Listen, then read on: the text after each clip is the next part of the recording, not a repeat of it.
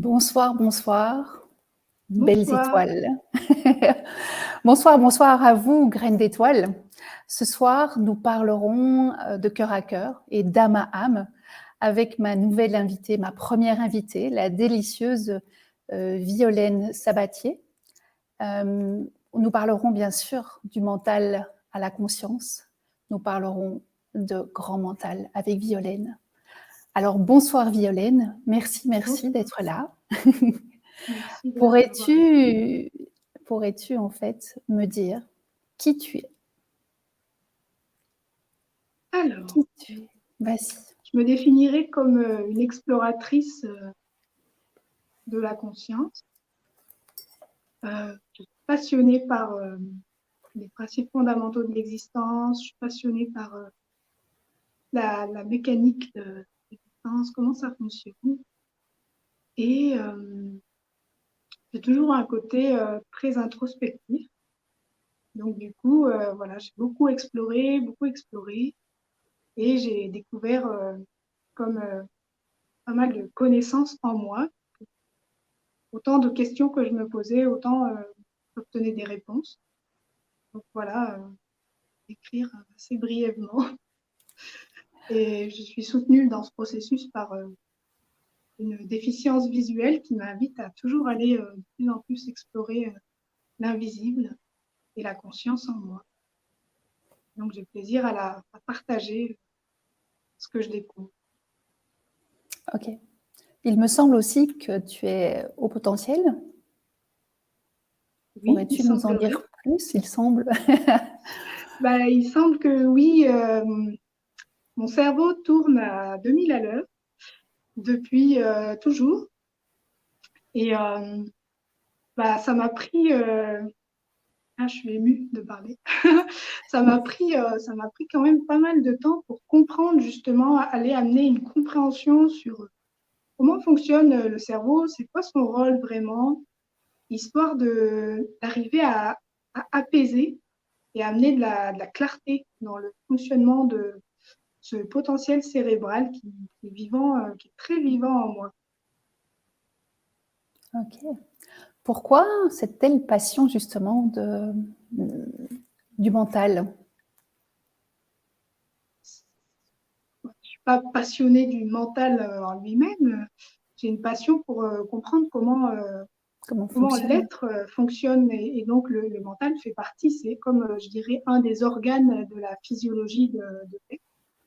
Et donc du coup, oui, j'ai eu un grand besoin de trouver des réponses pour me comprendre justement, arriver à mettre de la clarté et de la compréhension et de l'appréciation sur l'être que j'étais. Parce que quand j'avais pas tout ça, quand je fonctionnais avec le conditionnement humain classique, je me regardais et je disais, mais il y a un problème avec moi, ça marche pas, je fonctionne pas comme tout le monde, je capte des trucs, c'est trop bizarre. Enfin, du coup, pour arriver à m'aimer, j'ai vraiment eu besoin d'aller mettre de la compréhension.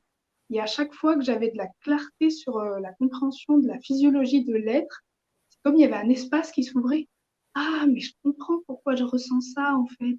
Ah, mais je comprends ce fonctionnement. En fait, c'est OK. En fait, c'est juste, c'est beau.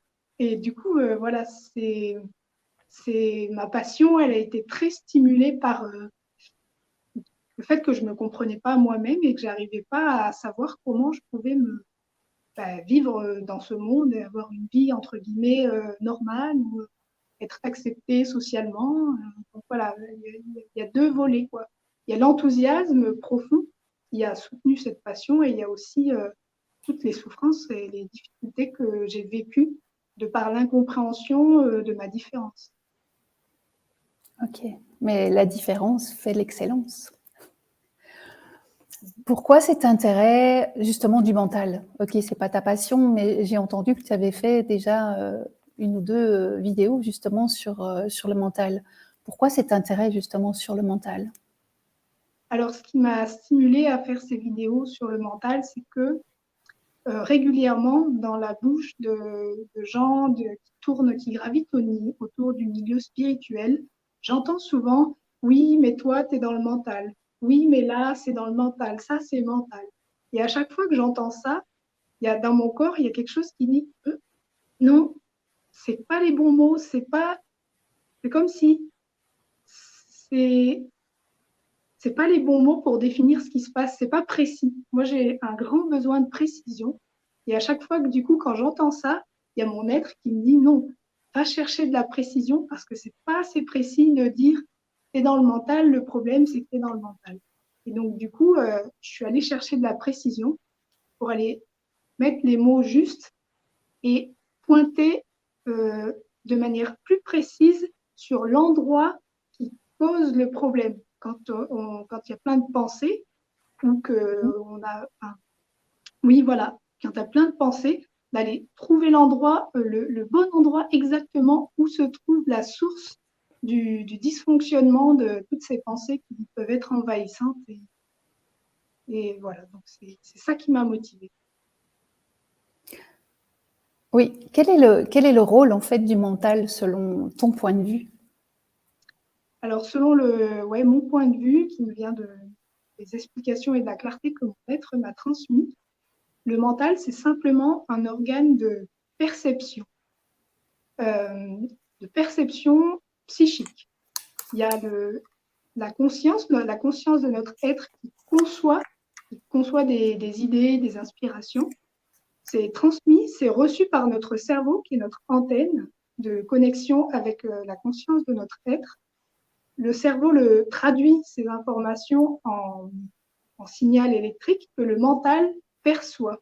Donc le mental, c'est simplement un organe de perception et il ne conçoit rien.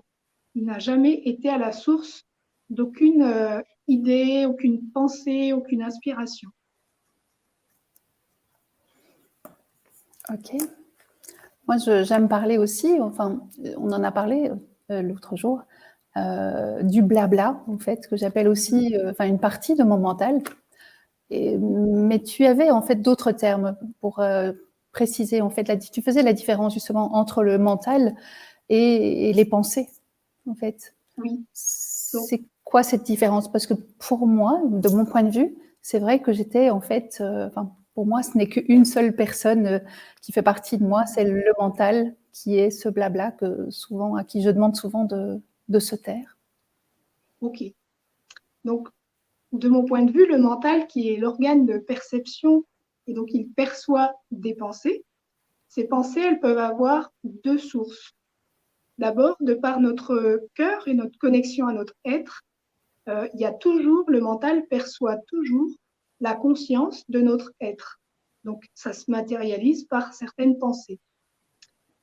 Ce qui se passe, c'est que souvent, dans notre émotion, on n'est pas en phase avec l'état d'être avec la présence de notre être. On a des émotions, ça peut être la frustration, la colère, la tristesse, plein d'autres trucs, des attentes, de l'agacement, plein d'autres choses qui font que ça va, le mental, il va percevoir comme deux radios en même temps, deux chaînes radio en même temps, la chaîne radio de notre être, qui est la transmission de l'information de notre être, sa conscience, et en même temps la chaîne radio qui correspond à l'émotion que l'on vit. Donc, les deux vont se superposer, donc ça va créer un brouhaha. Donc déjà, on va peut-être moins pouvoir entendre la conscience de notre être qui est perçue par le mental, mais on va surtout entendre la conscience qui traduit en fait l'émotion dans laquelle on se trouve. Si par exemple on a peur, on va capter plein de pensées qui vont alimenter cette peur et donc ça va faire tout un bruit qui nous coupe en fait de la conscience alignée qui nous permettrait peut-être de contacter une certaine forme de sérénité et de confiance.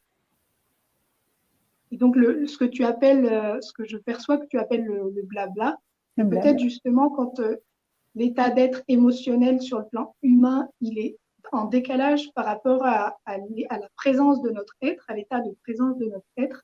Du coup, on a comme c'est brouillé, quoi. On a plein de pensées qui fusent dans tous les sens, qui sont en lien avec notre émotion. Et ces pensées, en fait, elles sont juste le reflet de tous les conditionnements que l'on a, qui sont engrammés dans notre être et qui font et qui activent et qui rendent possible le fait de contacter cette émotion de peur. Donc le mental, il est juste en train de révéler c'est quoi nos conditionnements qui induisent l'émotion dans laquelle on se trouve. Oui, effectivement. C'est comme si on était deux dans le même corps, donc nous dit Carla. Oui, c'est ça, c'est un petit peu ça. Du coup, forcément, ça crée une incompréhension, un manque de clarté. Et qui est-ce qu'on croit, finalement? Quand on est tellement habitué à être habité par des pensées de peur, de méfiance, ou des pensées de colère où il faut se défendre, où la vie c'est difficile, quand il y a la pensée de la conscience de notre être qui vient dire « mais non, c'est tranquille, sois tranquille, fais confiance », et qui est-ce qu'on croit, finalement, à un moment donné? Oui, c'est aussi reprendre son pouvoir aussi sur son mental, sur cette partie justement, ce blabla.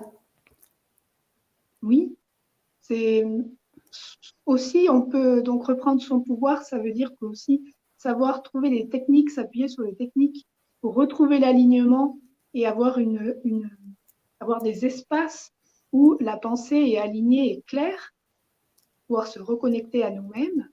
Et aussi, quand la pensée est complètement fouillie et brouhaha, prendre sa responsabilité par rapport à ses pensées, s'appuyer dessus pour aller à l'origine de ce qui crée ce brouhaha mental, donc un déséquilibre, une instabilité émotionnelle qui peut qui peut se traduire aussi par des sensations dans le corps.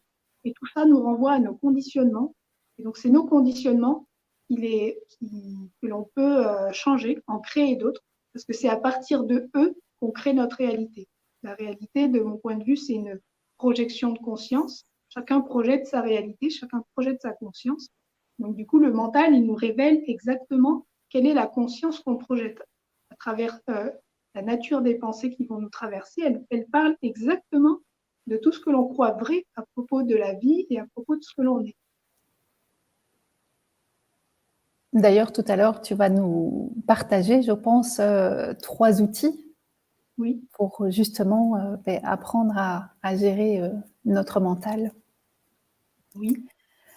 Tu parles aussi dans tes vidéos de fonctionnement aliénant de notre mental. Que veux-tu dire par là? Par là, j'entends justement certains conditionnements qui vont créer un trouble au niveau des pensées qui habitent notre mental. Donc, ces conditionnements, principalement, ça va être la croyance dans le fait qu'il n'y a qu'une seule réalité et que, par exemple, on doit faire son trou, quoi, Et donc, du coup, ça va créer des pensées de il faut que les gens ils aient le même point de vue que moi, ou des pensées on va essayer de convaincre. Et si on n'arrive pas à convaincre, on se sent en danger. Ou alors aussi, quand on demande quelque chose, on va avoir une attente qu'il y ait un retour. Et s'il n'y a pas ce retour, on se sent soit pas considéré, pas aimé, tout ça. Donc ça, c'est un fonctionnement que j'appelle un fonctionnement horizontal, où on ne raisonne qu'en termes d'humains face à d'autres humains dans une réalité commune. Et donc ça génère pas mal de tensions, parce que il faut un petit peu, c'est comme il y a en quelque sorte une forme, l'expression naturelle d'une forme de concurrence pour arriver à satisfaire nos besoins et des attentes qui peuvent créer des tensions entre humains. Et à l'opposé de ça, moi, je vais de plus en plus vers un fonctionnement vertical, c'est-à-dire que je suis en connexion avec mon être. Je sais que je crée ma réalité à partir de mon système de croyances, et que quand j'exprime quelque chose, que j'ai l'information qui vient, que mon mental perçoit l'élan d'exprimer une question ou une information par exemple, une question que je vais poser à une amie. Je sais que si cette amie, elle n'est pas en mesure de me donner la réponse, ou qu'elle ne peut pas, ou qu'elle ne veut pas, je sais que le simple fait d'avoir exprimé la question, j'ai dit à ma conscience supérieure que j'ai fait confiance, j'ai reçu, et par ma question, j'ai exprimé, et du coup, je vais avoir un retour par ma conscience. C'est-à-dire que c'est le fait d'exprimer la question qui fait que intérieurement, je vais avoir ma réponse, même indépendamment de la réponse que va me faire la personne. Et donc ça permet dans les relations, de ne plus avoir d'attente, d'être tranquille, d'être en présence, d'être beaucoup plus sereine, le fait de fonctionner de manière verticale et de voir que je crée ma réalité depuis ma conscience, depuis mes conditionnements, que chacun, c'est la même chose pour chacun et que j'ai pas besoin de convaincre, que j'ai pas besoin de savoir ce qui est fondamentalement vrai ou fondamentalement faux. Je raisonne plus en termes de qu'est-ce qui est aligné et qu'est-ce qui ne l'est pas à chaque instant. Et que ma vérité du moment peut ne pas convenir à l'autre et c'est complètement OK. Il n'y a plus de problème de créer à partir de ça. Ok. Alors, je remercie pour vos commentaires et je remercie ici Christian qui pose une question. De ton point de vue, Violaine, peux-tu nous définir ce qu'est la conscience présence? La présence et la conscience, c'est, de mon point de vue, c'est les qualités de l'être que nous sommes. C'est-à-dire que je me vois comme un être humain et mon être, il a une qualité de conscience et une qualité de présence.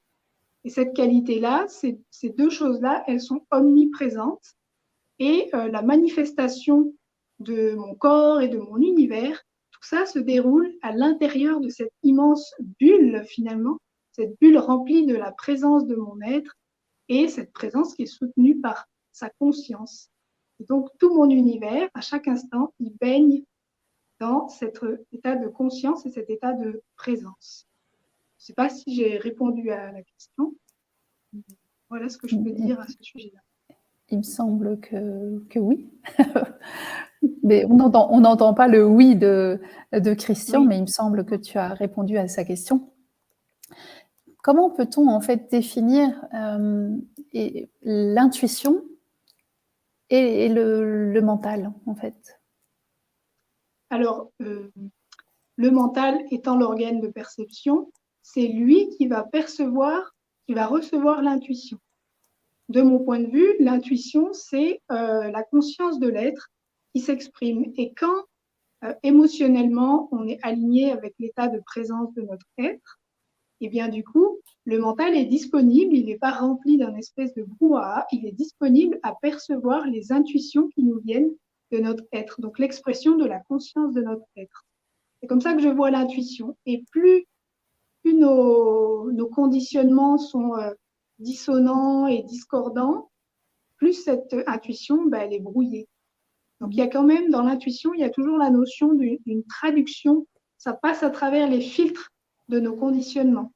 Alors que quand notre être, avec sa présence, communique directement via le cœur, c'est pas filtré, ça se traduit par le langage de l'enthousiasme, donc du pétillement dans le corps, le langage de...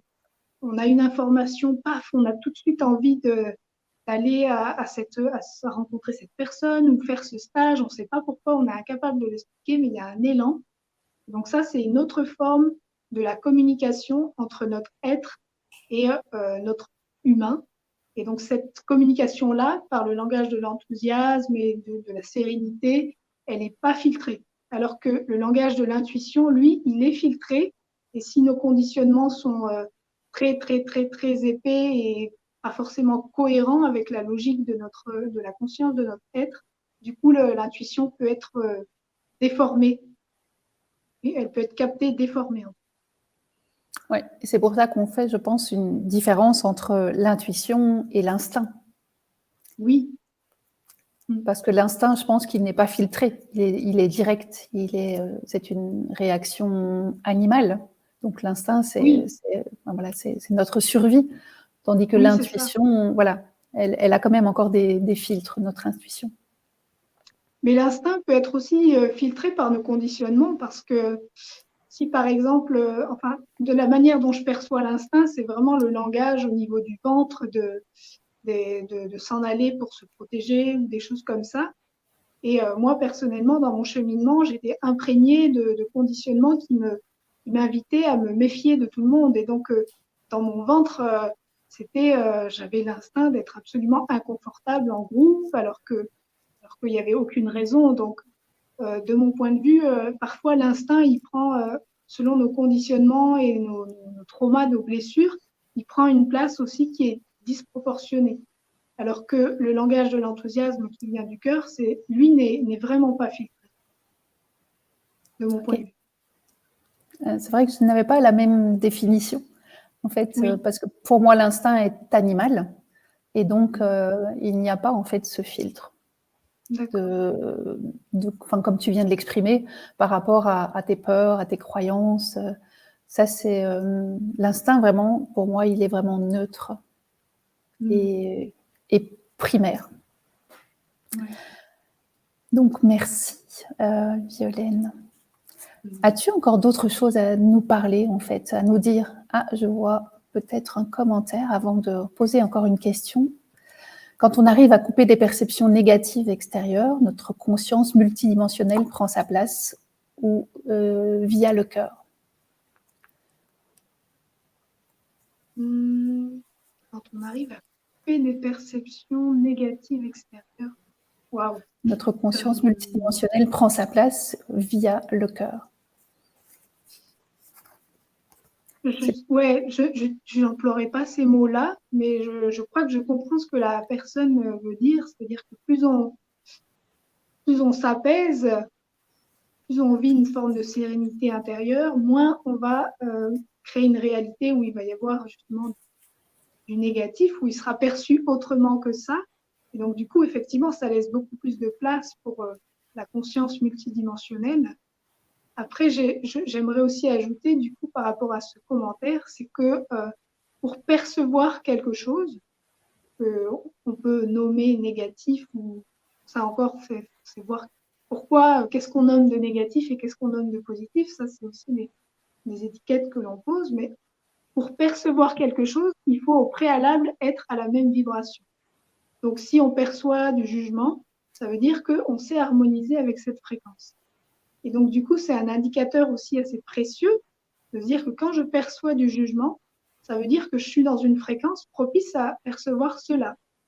Et alors, donc, du coup, je peux utiliser ça pour me recentrer et retourner dans un espace, dans une fréquence, celle du cœur ou celle d'une fréquence alignée, en tout cas, avec mon être, où le jugement sera complètement obsolète et du coup, je ne vais plus le percevoir. Même si autour de moi, j'ai des gens qui jugent, moi, je serai sur une autre fréquence radio et donc je ne vais plus le percevoir.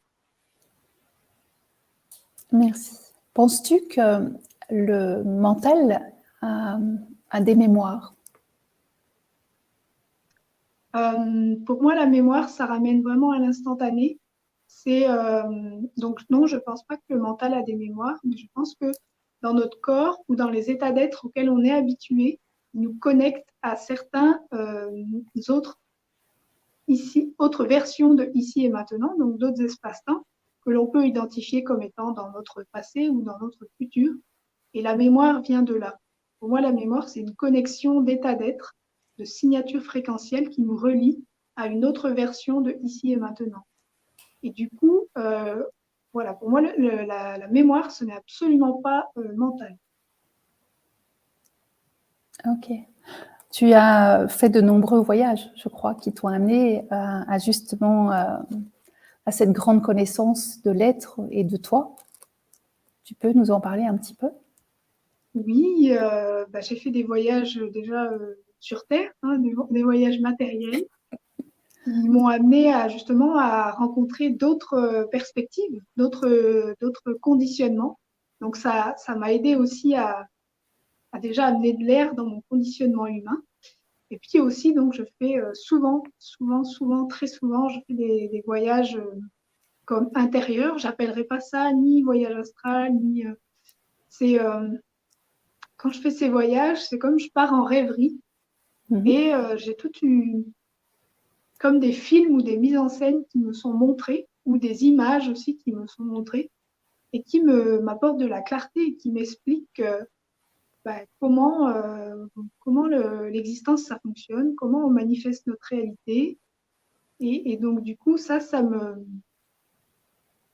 permet de voir clairement quand moi-même j'ai des pensées qui sont incohérentes avec ce que mon être me montre, je l'identifie tout de suite. Ça ne veut pas dire que je trouve tout de suite la solution pour transmuter cette pensée donc, qui est connectée à un état d'être et revenir à l'état d'équilibre. Mais en tout cas, quand j'exprime une pensée qui n'est pas alignée, je l'entends. Et donc, du coup, ça m'aide à vraiment faire du ménage, du nettoyage, mettre de la cohérence dans mes conditionnements.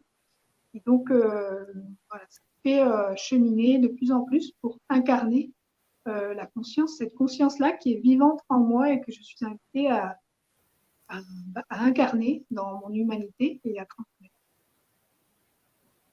Quand tu dis que tu l'entends, c'est parce que tu as une voix qui te parle ou parce que c'est une expression de quelqu'un qui, comme toi, est plutôt auditive? Il y a les deux. Je l'entends, je sens que ça dissonne. Il y a comme si j'entendais une forme d'incohérence. Et une fois que j'ai vu cette incohérence, je m'intériorise et là, je discute avec mon être. Il y a une discussion qui s'ouvre. Donc, soit c'est sous forme de mots, de forme pensée, soit c'est sous forme d'image. On me montre en image le fonctionnement, soit la conscience alignée, soit le fonctionnement cohérent qui va me permettre de transformer mon regard, le regard que je pose sur la situation et donc les pensées que ça génère. Et donc voilà, c'est comme chaque jour, il y a une opportunité d'évoluer, de rectifier, et de m'aligner davantage. Et je m'appuie sur toutes mes expériences du quotidien, toutes mes rencontres. Voilà, je m'appuie à chaque fois que je sens quelque chose qui dissonne, bah, je vais explorer à l'intérieur. Qu'est-ce que ça m'invite à aller découvrir? Super. Y a-t-il des questions? Avez-vous des questions? Parce que c'est bizarre, moi j'ai l'habitude à faire des directs, mais où je vois effectivement les questions, mais ici, et je vois les personnes présentes, mais c'est vrai que pour cette première émission, c'est un peu perturbant parce que je ne vois pas du tout au fait qui est présent et je ne vois juste que les questions apparaître quand il y en a. Donc je ne sais pas s'il y a des questions ou des commentaires encore avec tout ce que Violaine nous a partagé sur le mental. Alors, manifestement, là, pour l'instant, il n'y a pas d'autres questions, parce que tu as été tellement claire, bien sûr, dans ton explication. Bah, du coup, je peux peut-être partager les 3 outils que j'utilise. Voilà, j'allais te le proposer, justement. Voilà. Du coup, quand j'observe que j'ai des pensées aliénantes, alors aliénantes dans le sens des pensées qui me dévalorisent ou des pensées qui me disent mais non, fais pas ça, ça sert à rien, alors que j'ai eu l'élan, ou des pensées, ce genre de pensées, ou des pensées qui jugent ou qui critiquent moi-même ou quelqu'un d'autre, bah, je m'appuie dessus et j'ai 3 outils qui me permettent d'aller explorer, de faire une exploration à partir de ça. Donc le premier outil que j'ai, ça passe par le corps. Dès que j'ai une pensée aliénante, par exemple, admettons, j'ai un moment où je pense, j'ai la pensée qui me traverse que je suis nulle. Donc, ce que je vais faire, c'est que je vais me dire cette pensée-là à voix haute. Je vais me dire, Violaine, tu es nulle.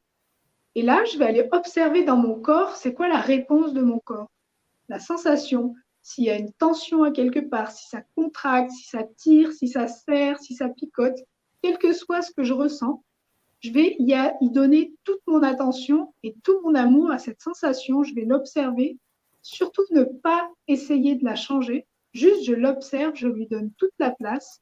Si ça serre, je l'autorise à serrer. Si ça étouffe, j'autorise à étouffer.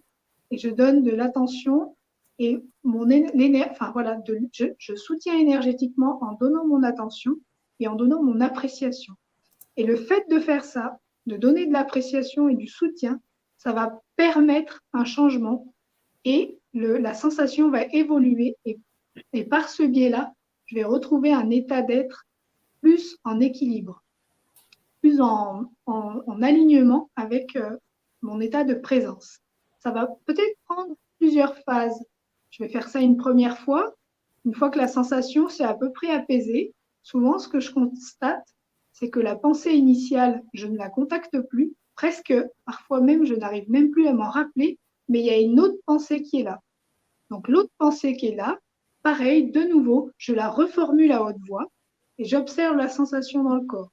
Si de nouveau ça tire, ça pique, de nouveau, de la même manière, je soutiens énergétiquement en plaçant toute mon attention à l'endroit où il y a cette sensation. Je donne de l'appréciation. Ça donne à l'espace, à la sensation, au corps d'évoluer vers un état d'équilibre. Et donc, à chaque fois, je refais ce cycle jusqu'à la fin, avoir une pensée qui est alignée et soutenante.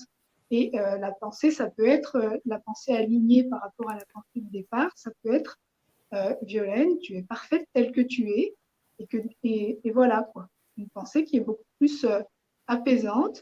Ce que tu es est une richesse. Ce que tu es permet à chaque personne de rencontrer un aspect de lui-même. Donc il n'y a aucune, c'est parfait. Et si tu observes que par moment tu peux t'améliorer, tu t'appuies dessus, tu t'améliores, mais de toute façon, au regard de l'existence, chaque être est parfait tel qu'il est. Et on est ce qu'on est pour une raison. Et du coup, on attire à nous des personnes qui ont besoin de faire l'expérience de nous sous l'aspect où là où on est, ici et maintenant. Donc, c'est ce genre de conscience qui peut venir après un processus et qui va permettre de stabiliser un état de présence, un état d'être aligné avec l'état de présence de notre être. Donc, ça, c'est ma première méthode qui marche assez bien et qui est très rapide.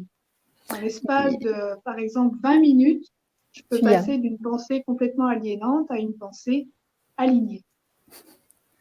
Il y a Carla qui disait, en fait, quand tu parles d'images, quelqu'un te montre des images, de qui parles-tu? Eh bien, c'est pas un quelqu'un, c'est-à-dire que quand je suis dans l'état de présence et que j'ai une connexion avec mon être, c'est des images qui viennent, qui apparaissent dans le champ de ma conscience. Elles apparaissent, donc c'est pas quelqu'un qui... Moi, il n'y a jamais eu de quelqu'un qui... Une personne qui s'est présentée comme je suis l'archange Michael ou je sais pas quoi. Non, ça n'a jamais existé chez moi. C'est comme quand je suis alignée, c'est comme c'est mon être quoi, qui me montre des images et il y a une voix. Donc c'est pas quelqu'un quoi. Je saurais pas mettre d'autres mots dessus que de dire que c'est mon être qui communique avec moi. Je sais pas, j'ai pas d'autres mots pour le dire. Il y a Christian qui faisait un commentaire, donc la méthode Tipeee, voilà, par rapport à ta première méthode que tu as transmise. Il te demandait si c'était la méthode Tipeee. Je ne connais pas la méthode Tipeee.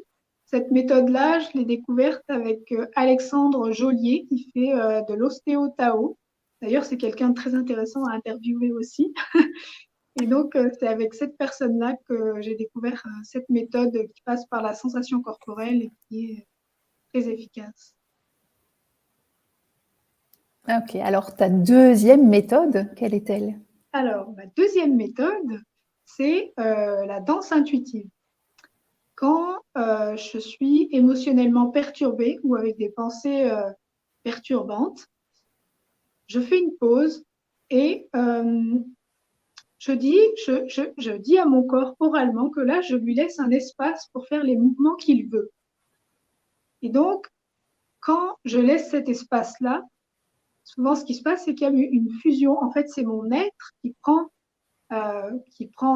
comme, qui devient agent de mon corps. Et sans qu'il n'y ait plus aucune volonté consciente, mais mon corps se met à faire des mouvements tout seul. Et au fur et à mesure de ces mouvements, donc je peux avoir une musique en fond ou pas du tout, au fur et à mesure de ces mouvements, moi je deviens l'observatrice de ce qui se passe et j'observe qu'il y a des bâillements qui se passent, il y a des gargouillis dans le ventre, je sens des énergies qui se déplacent, qui se tournent et petit à petit, je reviens dans un alignement, je retrouve un état d'être aligné avec des inspirations qui me viennent de ah tiens, des idées de choses à proposer, d'ateliers à faire ou d'idées voilà, les élans qui reviennent, le langage de l'enthousiasme, le langage de l'élan qui revient me mettre sur le fil du flot le flot de mes élans et qui m'emmène en fait toujours sur le chemin de moindre résistance de manière alignée. Donc, par cette danse intuitive, ce moment où je laisse mon corps faire les mouvements dont il a besoin, lui-même, en connexion avec mon être, il va se réaligner de lui-même. Et donc, du coup, au niveau de la radio de la conscience, ça va être de nouveau clair et précis et soutenant. Oui, il y a Carla qui dit qu'avec la musique et donc l'art et la peinture, ben, ça marche aussi. Oui, bah, il y a plein de techniques, hein, Tout à plein de fait. techniques pour retrouver l'alignement. Là, j'en partage 3, mais c'est mes 3 favorites. Mais en fait, il y en a une infinité, quoi. Et la troisième? Et donc, la troisième, c'est une méthode plus psychique. Donc, de nouveau, je pars de l'observation de mes pensées qui peuvent être donc, pas soutenantes, aliénantes, avec peut-être là, ce serait plus une méthode qui concernerait un conflit ou une critique d'une part de moi ou une critique d'une personne. Voilà, des pensées un blabla qui Ouais. alimente à propos de oui, mais un tel, il a dit ça, mais quand même, il aurait pu, il aurait dû, et voilà, et lui est là, et ceci, il aurait. Donc, quand ça arrive, moi, j'observe ça et je distingue différentes parts. Déjà, je prends ma responsabilité par rapport à l'expérience que j'ai fait de l'autre. Donc, je sais que la part enfin, les pensées qui disent oui, mais un tel, elle m'a jugé et ceci et cela, je parle d'une part de moi. Donc, je vais me mettre en méditation et je vais créer une médiation dans mon monde intérieur ou dans laquelle je vais m'inviter moi, la part de moi qui est en jeu dans cette tension, et je vais inviter l'autre personne. Et dans la conscience que je sais que ces deux personnages, ce sont deux aspects de moi. Et donc, du coup, il peut y en avoir deux, il peut y en avoir trois, selon quelles sont les pensées qui me traversent. Et donc, du coup, avec l'approche de communication non violente, je vais aller donner de l'empathie et un regard neutre sur chacune des parties, chacune son tour. Donc, je vais donner un peu d'empathie à la première. Je vais lui demander, mais comment tu te sens? Qu'est-ce qui se passe pour toi? Et je vais la laisser s'exprimer. Puis, je vais lui demander, de quoi as-tu besoin? Est-ce que tu aurais besoin de tranquillité, de confiance? Voilà, je vais aller questionner les besoins. Puis, je vais faire la même chose avec l'autre. Et ce qui se passe, la magie de cette médiation interne, c'est que chacune des parts va pouvoir déjà conscientiser son besoin et va pouvoir entendre le besoin de l'autre. Et souvent, il y a une magie qui se passe à cet endroit-là parce qu'au bout d'un moment, les deux parts qui étaient en conflit se rendent compte qu'elles sont en conflit de stratégie qui est fondée sur le même besoin fondamental. Un besoin, ça peut être un besoin de sécurité, un besoin de tranquillité, un besoin de simplicité, des choses comme ça.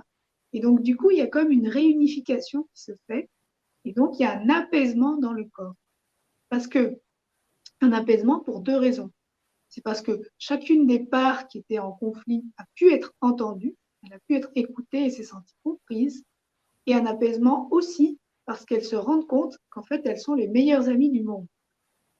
Et cette médiation qui est faite à l'intérieur, elle va rejaillir dans la manière dont je vais me comporter la prochaine fois que je vais rencontrer la personne qui était en jeu dans ma médiation.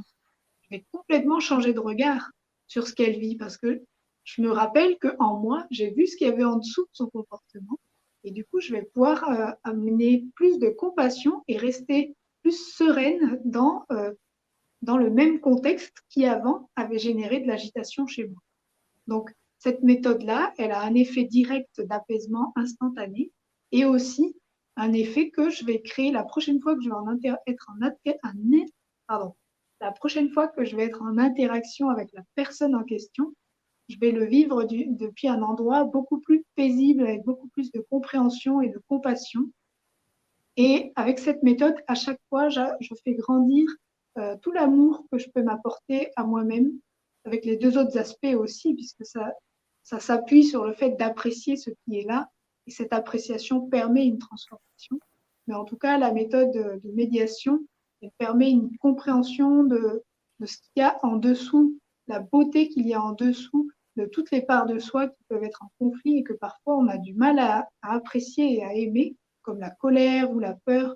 Bah, avec cette méthode de médiation, ça permet d'aller toucher du doigt la beauté qu'il y a en dessous de toutes ces émotions et de toutes ces perceptions qu'on pourrait qualifier négative ou basse fréquence. Mm. Il y a Olivier qui adorait justement cette méthode de médiation. Merci. Il y a combien de temps ça prend à peu près en fait ces 3 méthodes? Bah, ça dépend de où est-ce qu'on part. Moi, c'est vrai que mon mental, maintenant, enfin, mes pensées, on va dire, elles sont relativement calmes. Quand j'ai une pensée aliénante, c'en est une à la fois. Donc, pour moi, ça va assez vite maintenant que je suis habituée. Ça peut durer un processus. Le ressenti corporel, ça peut durer 15-20 minutes. La danse intuitive, des fois, ça dure plus longtemps parce qu'il y a d'autres choses qui se jouent. Hein. Je fais aussi de l'auto-guérison, donc il y a des fois, ça dure plus longtemps. La médiation, ça dépend aussi. Hein.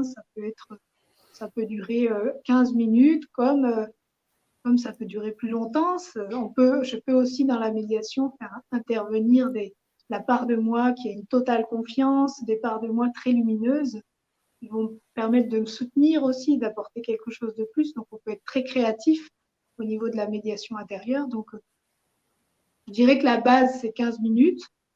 Et puis, ça peut durer plus longtemps selon d'où on part, selon de quelle situation on est en train d'amener de la clarté dessus ou d'apaiser. Oui, il y a Régine d'ailleurs qui dit que cette méthode est utilisée aussi en PNL. Oui, je ne connais pas du tout la PNL. Donc, Programmation neurolinguistique. C'est ouais. un outil de développement personnel, vraiment très prisé. Il n'y a pas un petit truc qu'on pourrait utiliser justement pour apaiser le mental, mais plus rapide, parce qu'il y a des fois où on est quand même dans des situations beaucoup plus... Enfin, dans l'urgence, justement, dans cette urgence de se dire « Oh là là, je dois apaiser mon mental rapidement Oui. » Alors, pour ça, oui, il y a des méthodes, mais ça passe par le fait d'avoir vécu le processus dans son entièreté au moins une première fois et d'ancrer un état d'être par un geste, en fait, et de se programmer ouais. comme une forme d'hypnose. Tu fais un Et quand on ancrage fait alors. oui, faire un ancrage d'un état d'être avec un geste. Et du coup, au moment où on sent que dans une situation, le mental, enfin, les pensées partent en vrille, bah, utiliser cet ancrage pour se soutenir dans le fait de revenir à un état plus stable, plus tranquille. Mais ça nécessite au préalable d'avoir fait le processus, d'avoir pris le temps chez soi, d'avoir fait le processus et d'avoir contacté la conscience alignée qui déjà va permettre d'avoir confiance dans l'ancrage et va permettre de vraiment avoir quelque chose de très stable et très posé à ancrer. Tu pourrais expliquer pour les personnes justement qui ne savent pas ce que c'est un ancrage, ce que c'est précisément, parce qu'effectivement les personnes qui travaillent la PNL le savent, mais peut-être que d'autres ne le savent pas. Bah, moi, en tout cas, je vais parler de la manière dont je le pratique.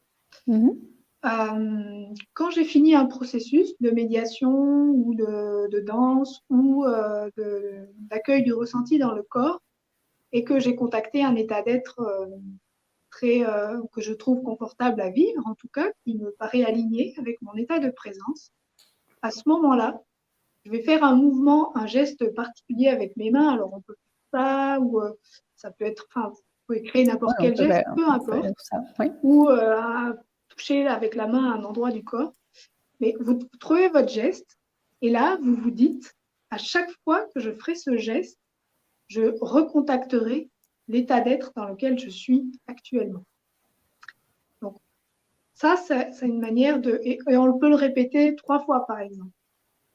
Et ensuite, pour voir, pour ancrer au niveau de la neuroscience, au niveau des connexions neuronales, vraiment le réancrer, l'idée, c'est de recontacter ensuite un état d'être non aligné et plusieurs fois de refaire le geste pour revenir à l'état d'être aligné et de pouvoir voir en fait que effectivement il y a un retour qui se produit.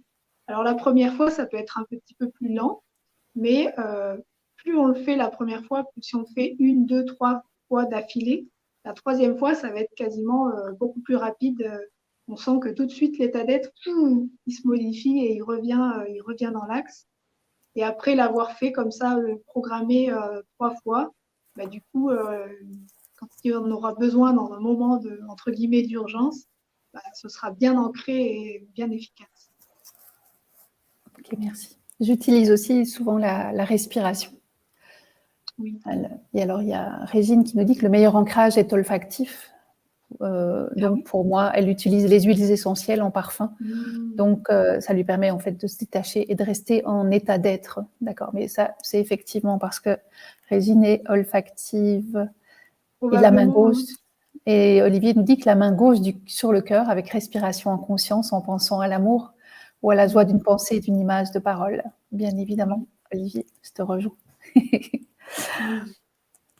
En fait, c'est à chacun de trouver le moyen d'ancrage qui est en résonance avec ses perceptions aussi, et avec sa sensibilité. Ok, et bien sûr, il y a faire du sport. Ça, c'est quelque chose qu'on peut utiliser, bien sûr, au quotidien pour se détendre et pour relâcher notre mental. Alors, merci. As-tu encore des choses à dire? Je crois que j'ai partagé À nous tout ce proposer? que je voulais partager à ce sujet. As-tu d'autres questions? Pour l'instant, il n'y a pas d'autres questions. Je pense que tu as été tellement claire dans ce que tu as dit et tellement complète qu'il n'y a pas d'autres questions. Donc, je te remercie en tous les cas. On peut te retrouver, je pense, sur ta chaîne YouTube aussi? Oui, j'ai une chaîne YouTube. Elle porte mon nom et mon prénom, Violaine Sabatier. Violaine Sabatier, ok. Voilà. Je publie régulièrement des vidéos selon mes élans. Quand je reçois l'information de ah tiens, fais une vidéo sur l'abondance, voilà, je suis le flow. Et là, la prochaine vidéo, à mon avis, ce sera sur justement une vision quantique de la réalité ou une vision classique. Et donc, j'ai été titillée récemment sur ce sujet. Et voilà, j'ai l'élan du coup de partager, exprimer un regard à ce sujet-là.